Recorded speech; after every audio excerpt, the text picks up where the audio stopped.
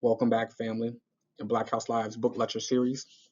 We are still discussing Dr. Amos Wilson's Blueprint for Black Power. Our last lecture was on chapter 21, A Nation Within a Nation, where we highlighted W.E.B. Du Bois's economic proposal to the African American community. That proposal suggested that the African American community began to think strategically about its economic and residential segregation and how to use that to our advantage. Wilson's point of departure was that if we used our geographical isolation to our advantage and organize ourselves, that we can potentially penetrate the white American economic market and control as well as influence the market to our advantage, right? In this particular chapter, chapter 22, we look at the demographic foundations of an African American nation within a nation. Here, Wilson analyzes the numbers. He looks at where we are most congregated, right?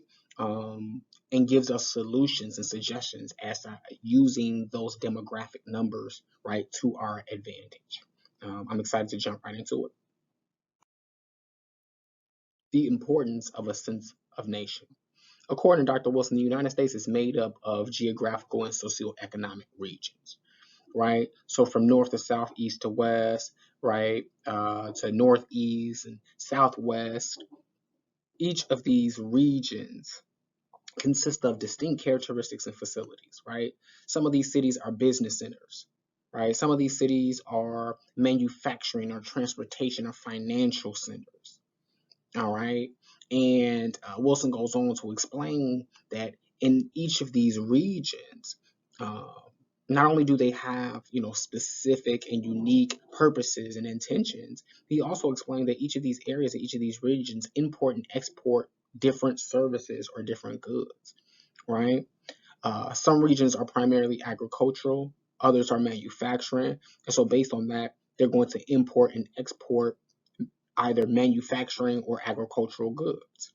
Wilson argues that it is the intersection, the interaction of these regions and cities under the concept of nationhood. And he defines nationhood briefly, right?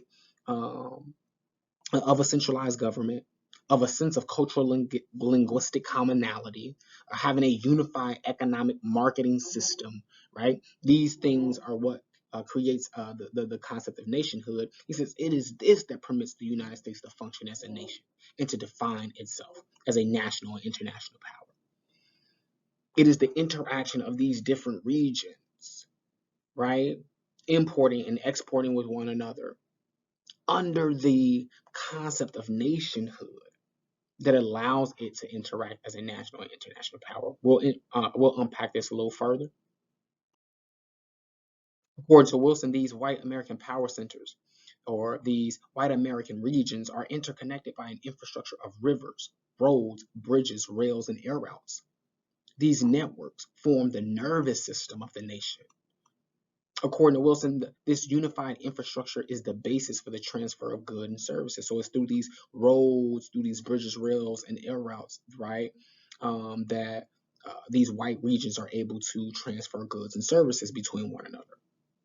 Wilson reminds us that a sense of nation is not founded in the terrain, it's not founded in the bridges, the roads, right, and the air routes, right? But it is only founded in the minds of the members of a self-identified populace. It is in the minds of these white businessmen, these white capitalists who understand of themselves and think of themselves as a nation, right? That guides their utilization of these roads, these bridges, and air routes to transfer and sell these goods and services. The concept of nation, according to Wilson, is not in the infrastructure.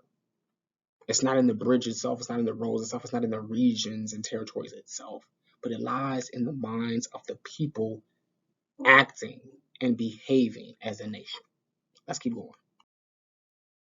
According to Wilson, it is from this sense of belonging to a social group, of belonging to a social and immaterial entity, something greater than oneself, which transcends the individual egos, that a national people embarks on the development of a physical infrastructure that reflects their social relationship in spite of them demographically being distributed and relocated all around the country, right? All around the world. In our case, the infrastructure is already in place. In terms of African Americans, Africans located here in America, the infrastructure is already in place. We don't even have to create it.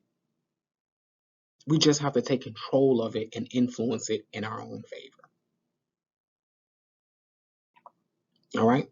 Some of our brothers and sisters throughout the diaspora, unfortunately, some of these infrastructures in terms of roads and bridges and air routes don't currently exist yet. And if they do exist, they exist in very premature states right now.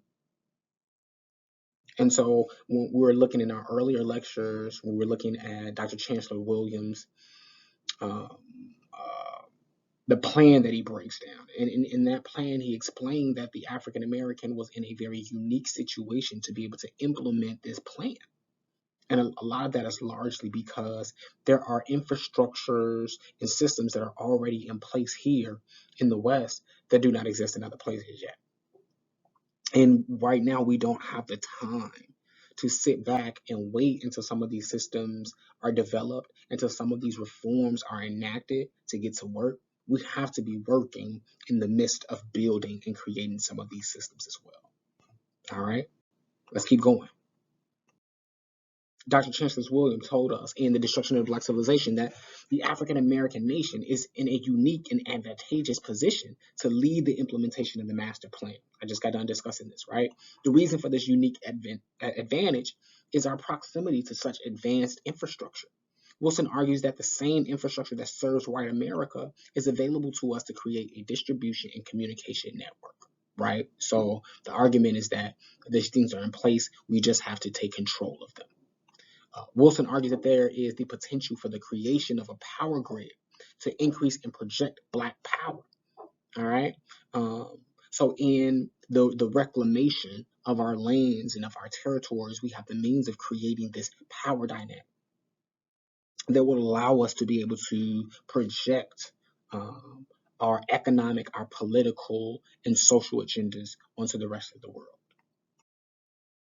Solutions. According to Dr. Wilson, with a sense of nation, infrastructural America will become the nervous system of a massive African American, national, and Pan African international social, political, and economic system. Simply meaning, right, that once African Americans take control of these roads, bridges, and air routes in America, right, we will then be able to create our own nervous system, right? Of trading, of economic activity. So we don't have to reinvent the wheel. We just simply need to figure out how we are going to take control of the infrastructure that is already in place. Various Black American inner cities could serve as power centers, and other more or less specialized centers in an inner city suburban network, interconnected not only by distributory ground, water, and air transportation systems, but also by electronic highways, utilizing all of the electronic media, such as computer, interactive television, cellular phone networks, right, and other systems. So it isn't even just the physical land bridges and air routes that we can take advantage of. There are these electronic highways, and so being able to use technology, using these apps, using the technological highways to our advantage, as a way of boosting our economic activity as well, right? According to Wilson, the hyper-segregated, almost homogenized nature of the Black population densities could be turned to an advantage if these predominantly Black communities are first turned into major wholesale and retailing marketing sites, right? So, according to Wilson, these predominantly Black communities, these predominantly Black cities, have to be turned into wholesale and retail marketing sites. We got to open them up for business. We got to develop and turn them into economic centers. And according to Wilson, this can happen if sizable Black urban, suburban, and rural communities would capture control of their internal wholesale and retail outlets. So our brothers and sisters with those bank accounts, with the financial means to buy mass commercial properties, especially right now during COVID. A number of businesses have had to shelter in our communities. This would be the opportunity. This would be the time right now, right, of Black business owners to buy and purchase those commercial properties, to buy and purchase that land, so that we can now be about the business of capturing and controlling the high percentage of the Black consumer dollar, of us controlling the wholesale and retail businesses in our communities.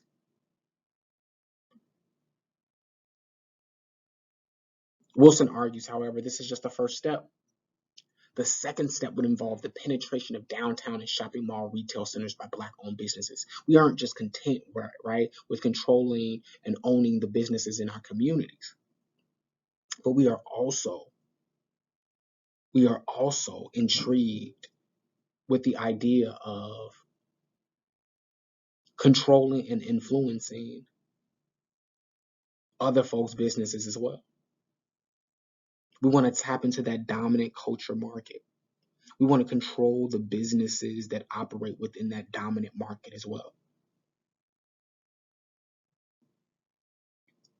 In urban and suburban centers where Black populations are economically and numerically significant, Wilson argues the general wholesale retail market, not only the ghetto market, should be generally controlled by Black folks. In these predominantly Black towns and these predominantly Black cities, there should not be businesses that are operating in those communities that are not owned and controlled by Black folks. Because you'd be hard pressed to go into any white community and to find that the majority of the businesses in that community are being controlled by outside individuals.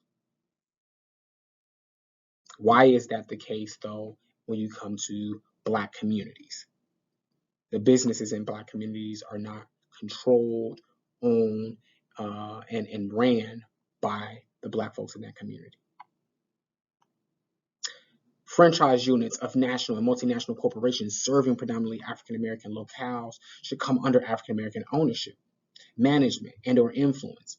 Burger King, McDonald's, AutoZone, Walgreens, these franchises that operate in predominantly Black neighborhoods should be controlled and owned by the individuals who live in those neighborhoods, where they can be influenced to stock on their shelves items manufactured or wholesaled by African American owned firms or serviced by African American professional service companies. African Americans may penetrate white markets through the ownership of popular franchises and independent business units in those markets. We have the means of penetrating the white markets, right, by buying and owning, right, these white businesses that operate in our communities. We will control the Walmarts. We will control the Targets. We will control, right, the fast food restaurants. And that way we will be able to penetrate white markets through the ownership of popular franchises. According to Wilson, the ownership and control of numerous wholesale and retail outlets across the country by African Americans will lay the basis for a distribution and marketing system for the selling of products produced by Black-owned manufacturing units located both within and outside the United States. By us owning and controlling these wholesale and retail outlets, this will lay the basis for us to start to distribute and market our own products, right? If we don't own these retail and wholesale stores, right, we have to go to them and we have to petition, right? We have to market to them, convince them that our products are worthy to sit on the shelf. We don't have to do any of that business, right, if we own these wholesale and retail stores. So the presence of manufacturing, wholesale, retail, and service outlets across the country and the world, especially the African diaspora, will provide a platform for the formation and the growth of a markedly significant African American Pan-African financial service industry. We'd be able to service ourselves, we'd be able to sell our goods both to African Americans in the country, right? And to African folks throughout the diaspora, right? Africans on the continent would be able to manufacture, produce their products and sell to other Africans, right, on the continent, throughout the continent, as well as being able to distribute those products to Africans across the world. The power of the Black consumer. So for those of you following along, we've discussed the Black consumer in the last lecture, chapter 21, with Du Bois's proposal to use our segregation strategically. We'll discuss again in chapter 24 the Black consumer and economic Afrocentrism. We'll discuss the Black consumer again, right, at great length.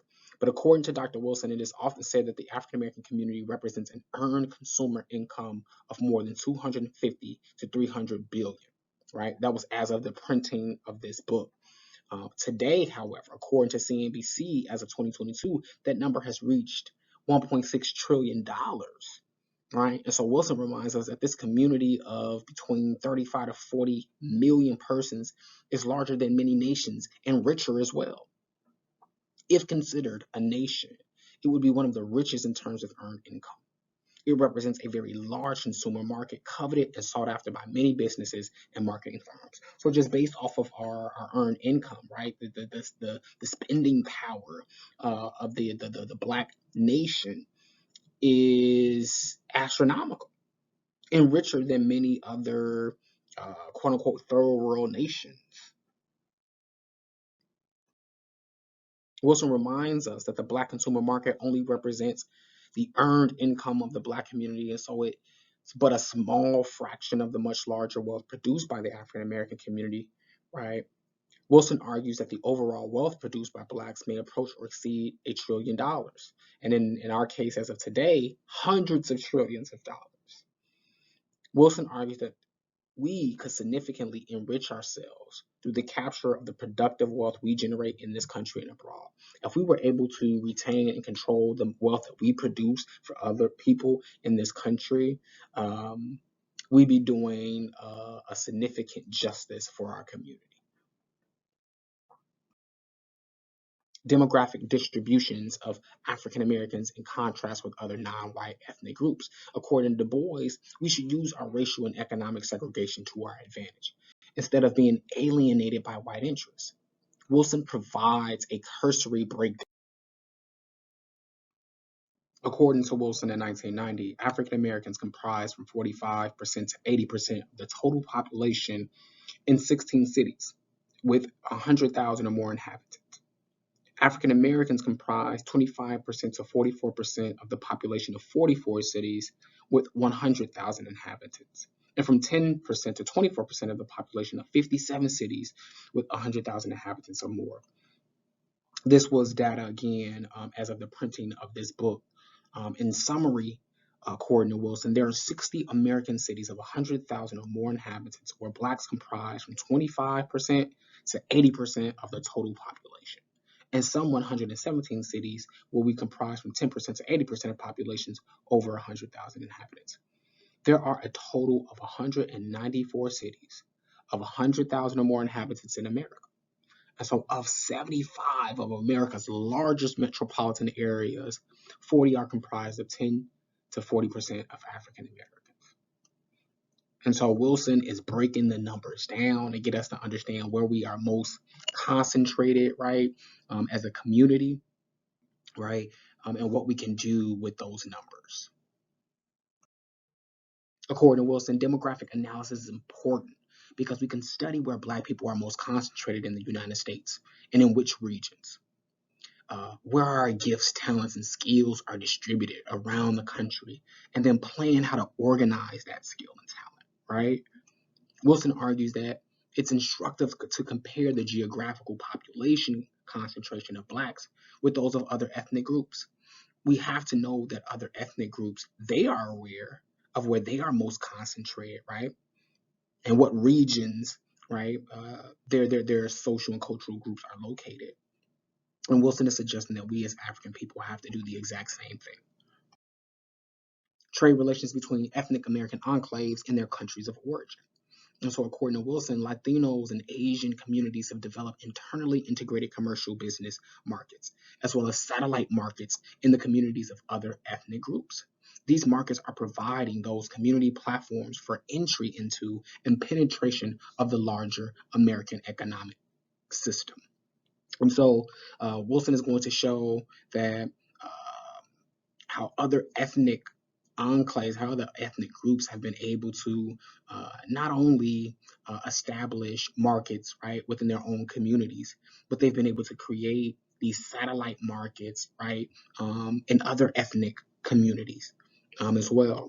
And because of these relationships, because of their success in establishing, right, these businesses in other folks' communities, they've been able to establish themselves politically. They've been able to make certain demands, right, on their local governments because they've organized themselves economically. Wilson is saying that in the same ways that other ethnic groups have done this, African people can do this. Wilson argues that these other ethnic groups have created geographical trade route relationships of a number of immigrant residential commercial business communities to their countries and regions of origin, right? And so, where these folks are located regionally, these ethnic groups regionally in the United States, they've created trade route relationships between that region and their mother country, right? And so money is going between Latin American countries, right? Asian countries, right? In the regions in America where those ethnic groups are most concentrated. Whether it's in the Atlantic seaboard, Spanish Caribbean basin, in the east coast of Central and South America, these groups have been able to create an economic community that is mutually beneficial for all involved on the national and international levels, right?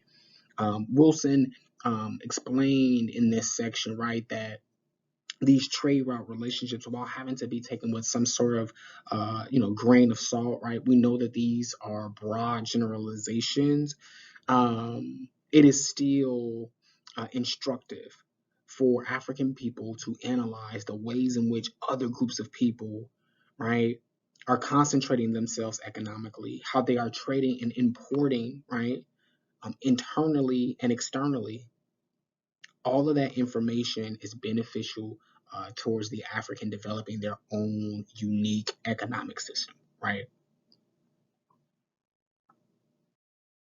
According to Wilson, these regions and the many nations which constitute them not only engage in internal and mutual beneficial trade relations among themselves, but trade relations with the United States and other nations. Right? These ethnic groups did not just develop these their economic markets to simply trade amongst themselves, right? To trade pan Asianly, right? But they created these markets as well as a way for them to integrate into the larger dominant markets. All right.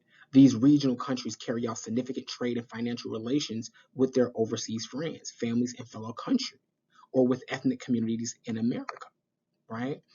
Such intergroup international trade adds to the economic stability and growth of the various ethnic American communities, right? And so, with individual Black businesses and Black institutions developing themselves in the West, developing themselves in America, right? And then improving their trade relations with our brothers and sisters in Africa, it only helps to strengthen the economic stability, right, of Africans on the continent and Africans throughout the diaspora, right? And we're not developing these systems uh, for the sake of us being business partners with Europeans. We are creating this economic infrastructure as a way to end white European domination over African folk. Wilson argues that the location in the United States of cohesive Latino and Asian economic systems provides the basis for continuing growth and development of the national economic and political power. For example, the entry of Mexico into the North American Free Trade Association, NAFTA, could theoretically at least enhance the economic growth and development of the Mexican American community and its political power as well. Wilson goes on to state that South American nations have themselves established and are establishing a mixture of bilateral and multilateral trade compacts, right? The location in the United States of ethnic groups who are cohesively and holistically understand who they are and what their objectives are, have started to develop economic systems and political systems that allow them to be able to compete not just with their own ethnic groups, but allows them to compete in the larger dominant marketplace, right? And so again, the example that Wilson provided was NAFTA. NAFTA is providing and creating a situation that could lead to the potential economic, right, and political growth and development that is so necessary in Latin America. Wilson argues that other groups are doing the exact same thing. Right. So according to Dr. Wilson, the same potential exists for trade and economic relations between cohesive, well-developed, and dynamic African American economic systems. Right. If African American folks, if Africans throughout the diaspora were able to organize themselves as well, then the same way in which they are developing these economic and political organizations such as NAFTA or taking advantage of those economic and political systems, the African can do the same thing. Wilson provides the example of the Caribbean Common Market Communications, such as CARICOM, and African regional economic communities, including the Economic Community of West African States, the Preferential Trade Area of East and Southern Africa, PTA, the Southern African Customs Union, the Southern African Development Coordination Conference, and the Maghreb Permanent Consultative. All right. Wilson is saying that through these uniquely African organized trade compacts, they have the ability to change the economic realities for those African countries, right, in those regions.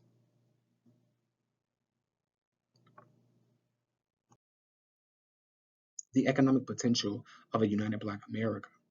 According to the picture painted by Dr. Wilson's demographics, we can see clearly a Black nation within a nation containing some 117 large urban populations across the United States, along with hundreds of sizable smaller urban, suburban communities and towns. If organized under the guiding influence of a deliberate African American nation-centered consciousness, a cohesive African American community-controlled internal consumer and producer market unified by a network of communication and transportation systems, the African American community could come to wield formidable economic and political influence at home and abroad, right? Wilson is saying that if we were to organize these 117 large urban populations, if we were to organize ourselves within these large urban populations, right, then we can deliberately create an African-centered consciousness, an African-centered consumer-producer market where we have constructed it in a way that it serves the interests of African people.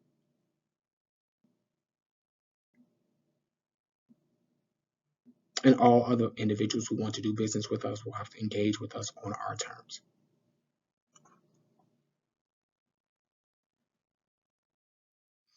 Wilson argues that the realization of this sort requires the organization and economic revitalization of Black urban communities across the USA. Wilson argues that the realization of this economic reality is not as far-fetched as many may think. Wilson argues that a closer analysis of the African American community will reveal a rising tide in the community for economic self-sufficiency and unification. Right, Black folks across the world are looking for ways to become more self-sufficient, right, and looking for ways to unify. All right, and so it is not as difficult as we think because there are way more of us than we think about that are looking to accomplish the same objectives. Much like we discussed in chapter 17 with the resilience of Black Tulsians, Wilson cites the resiliency of Black Los Angeles residents. More specifically, riot-torn, economically depressed, criminalized, socially and racially oppressed South Central. Right? So Wilson argues that the contradictory outcome of the second trial of 4 white police officers accused of beating Rodney King have provided the catalyst for a budding revolution in African-centered consciousness and economic thinking. Instead of despair, The mood of many in South Central appears to be one of courageous determination on the part of all classes to transform the community socially and economically through their own initiatives. We see something very similar happening, right? Since last summer, the recent murders of African Americans by police has sparked similar economic thinking and actions throughout the Black community, right? You have folks about talking about buying the block, right? Supporting Black businesses, right? Putting our money in Black banks. All of the same behaviors and tactics that we saw Black folks taking up in the 90s, right? We're seeing a resurgence of those behaviors and of those activities.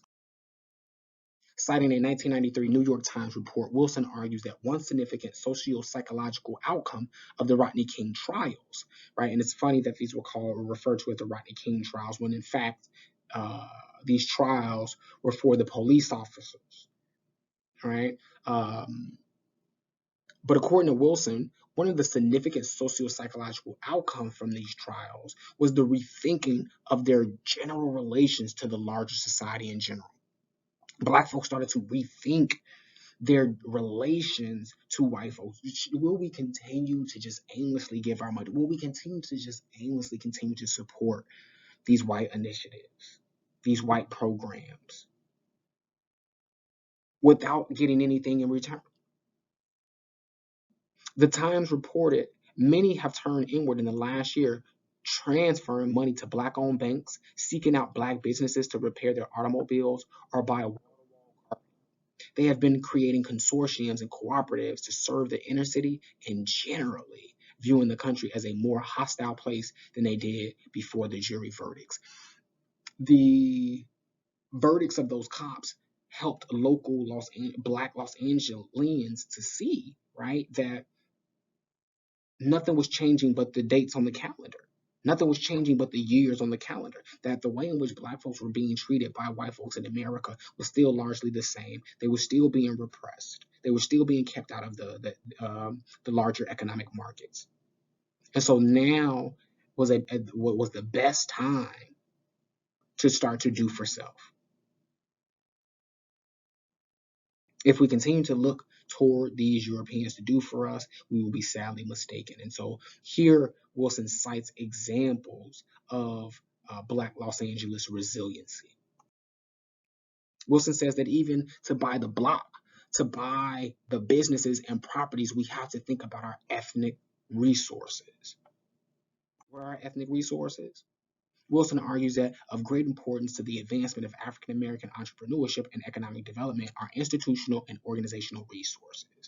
Institutions such as the Black Church can provide a broad array of material and cultural resource for the advancement of the community's interests on all economic and social fronts, right? Um, if we were to organize our Black churches in a certain type of way, right, then we could tease out Black tastes and Black preferences. We can tease out Black initiatives that are going on in the community, right? And we can publicize them, we can market them to the larger community, right, so that folks understand what's going on.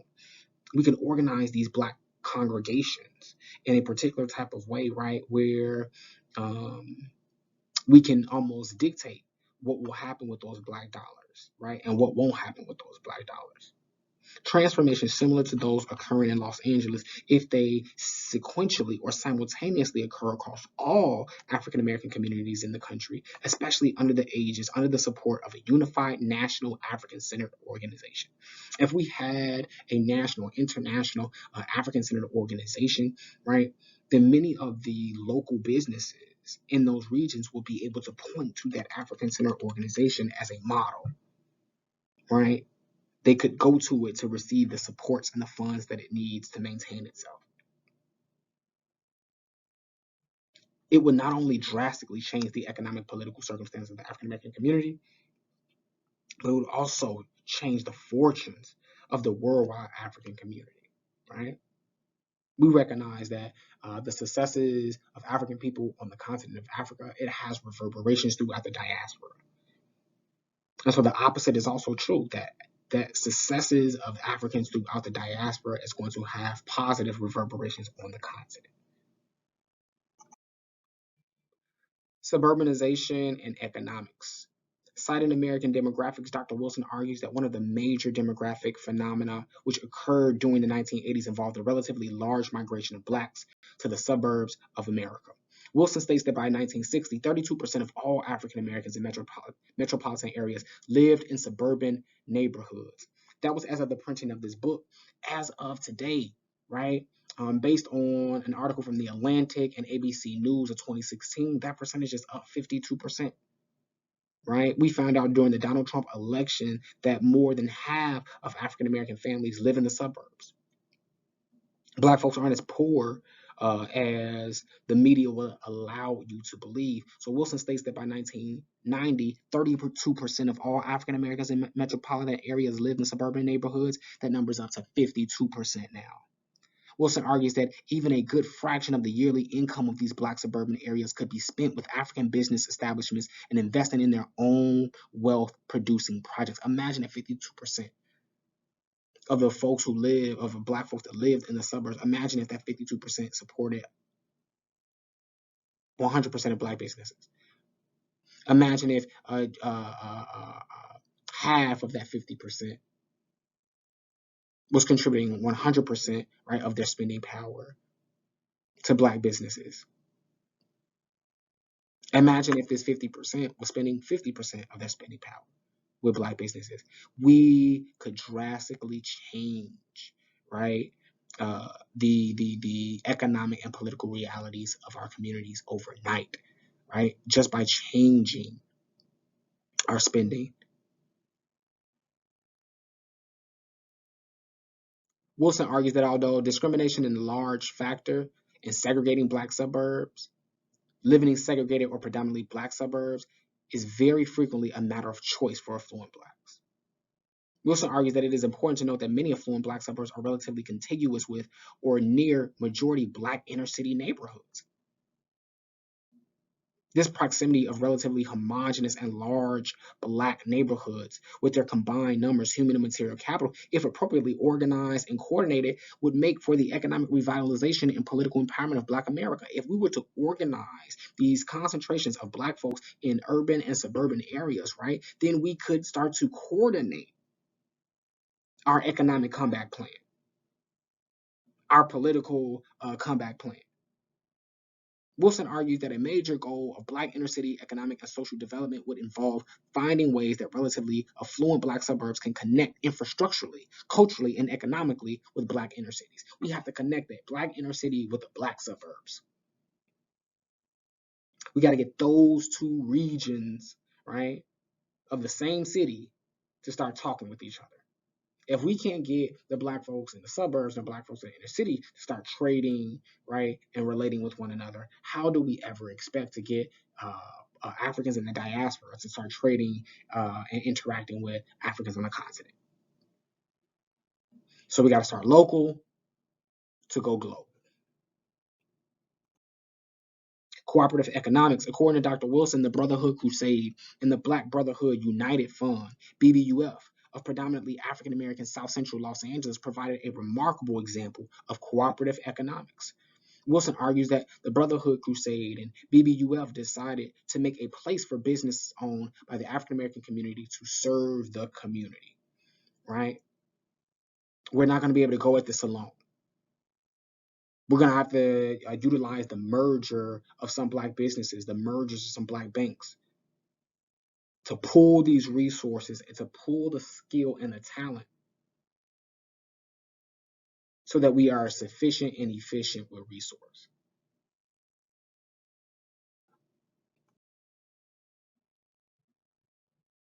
Wilson argues that rather than use the standard capitalist tools, the BBUF utilized a direct and unusual approach.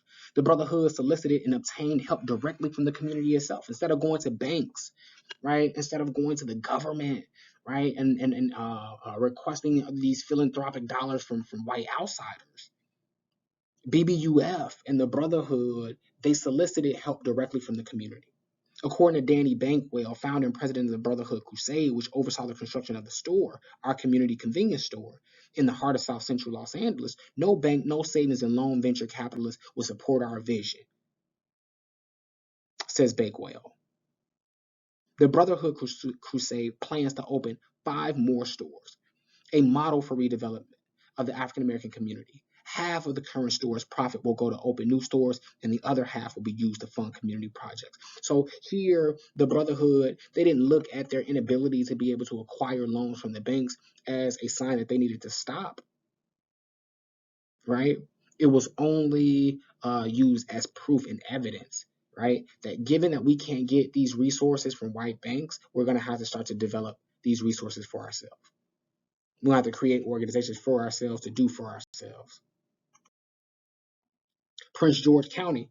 According to Prince George County, Maryland, a suburb of Washington, D.C., it represents in concrete form both the problem and the promise of Black suburban America, according to Wilson. As of the printing of this book, this county of 729,000 persons in 1990 is 50.7% African American. The earned income across all classes of African American households in Prince George County amounts to between $4 to $7.3 billion. At its largest extreme, Prince George's Black population earns and basically spends nearly 40% of the total receipts earned by Black businesses in the U.S. $19 billion. One could imagine the contribution Blacks in this country could make to the economic well-being and development of the Washington, D.C. metropolitan area, and to all Black America in general, if they consistently spent a significant fraction of that income with Black businesses, right? If that $19 billion was going to support Black businesses, for our $19 billion in spending, right, was going to support Black institutions, Black organizations, then again, we could drastically change the economic and political realities of our communities. But given that that $19 billion is going into other communities, it is leaving the Black community, we can ensure that many of these our neighborhoods and communities will remain in the dire situations that they're in.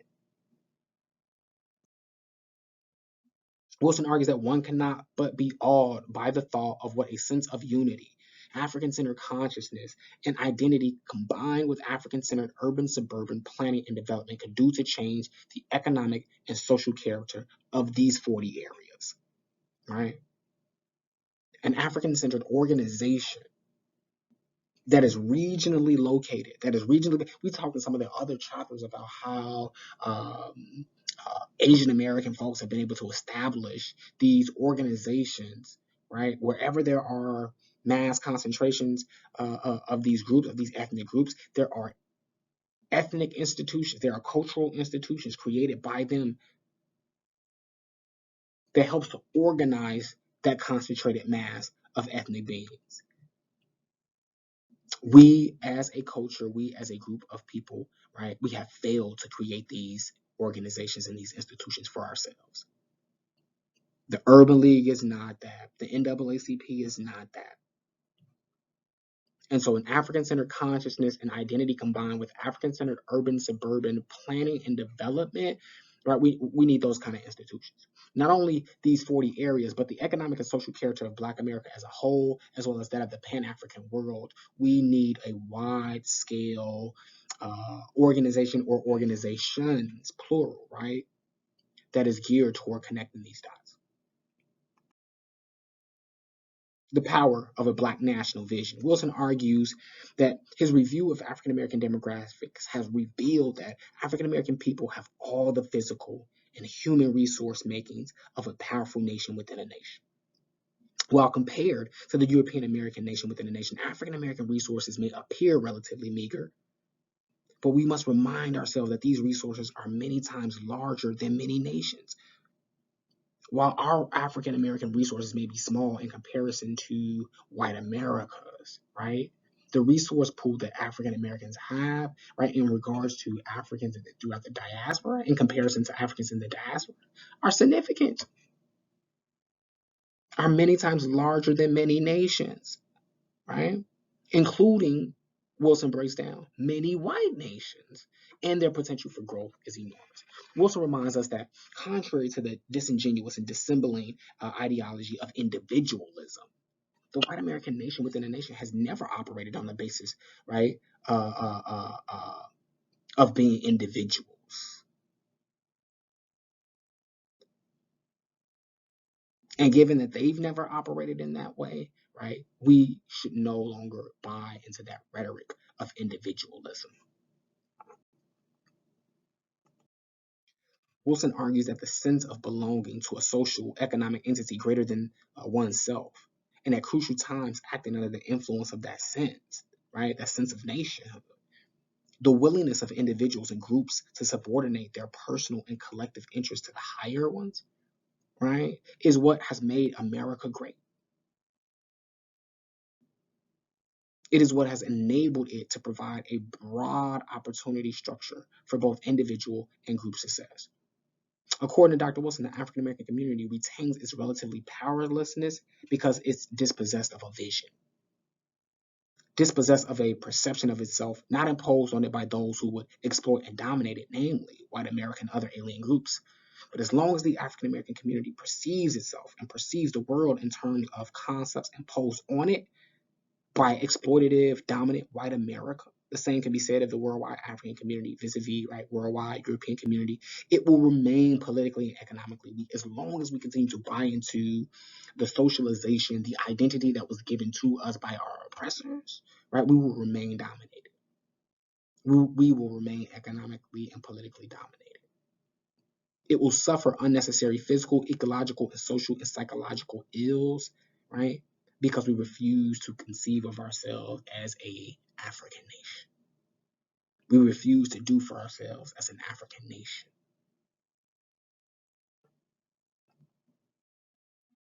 According to Dr. Wilson, the African American community, given its current disposition, is in need of new categories of self-representation and new representation of the world.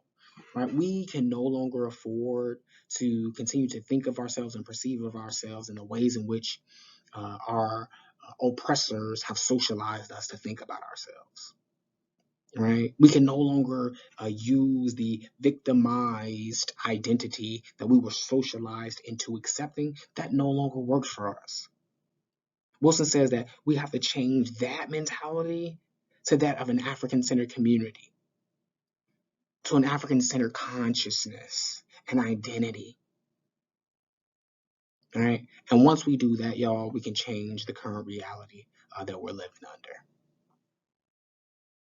According to Wilson, the African American community must recognize the economic and political practicality of representing or perceiving itself as a nation.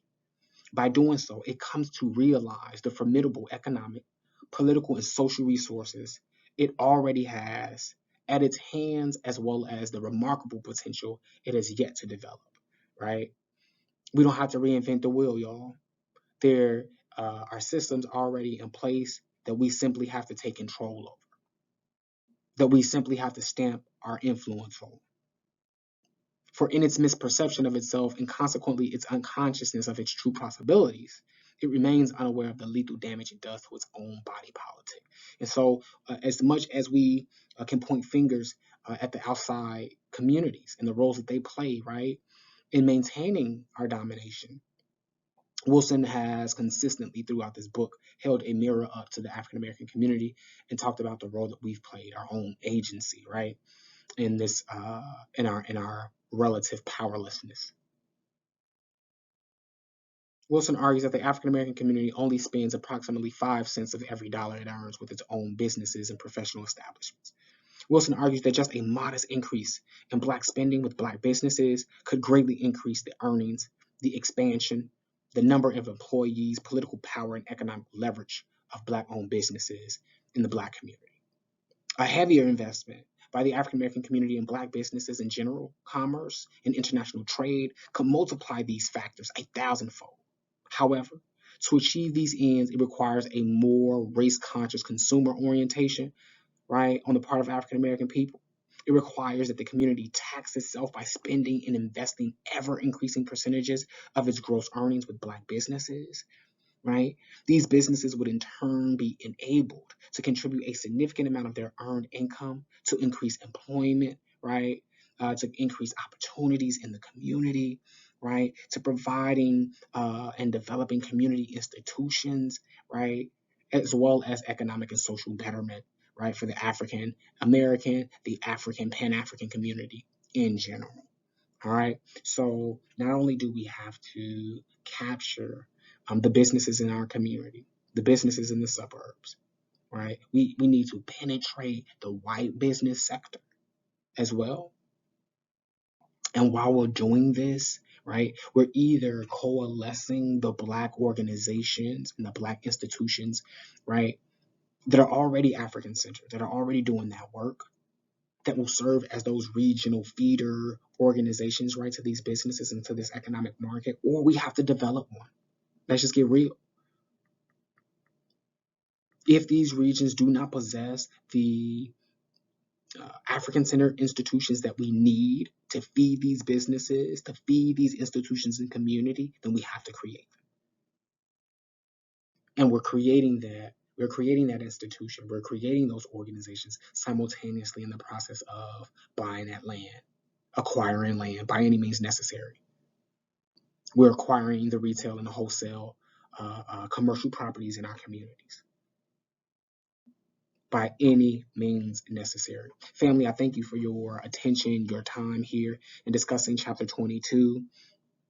Our next lecture is going to focus on chapters 24, right? Economics and Afrocentrism.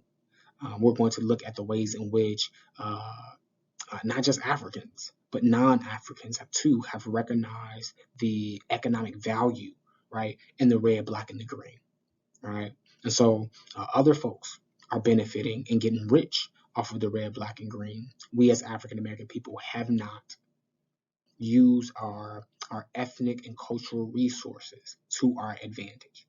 And so Wilson will continue to sound that clarion horn in our next lecture on chapter 24. Peace, family.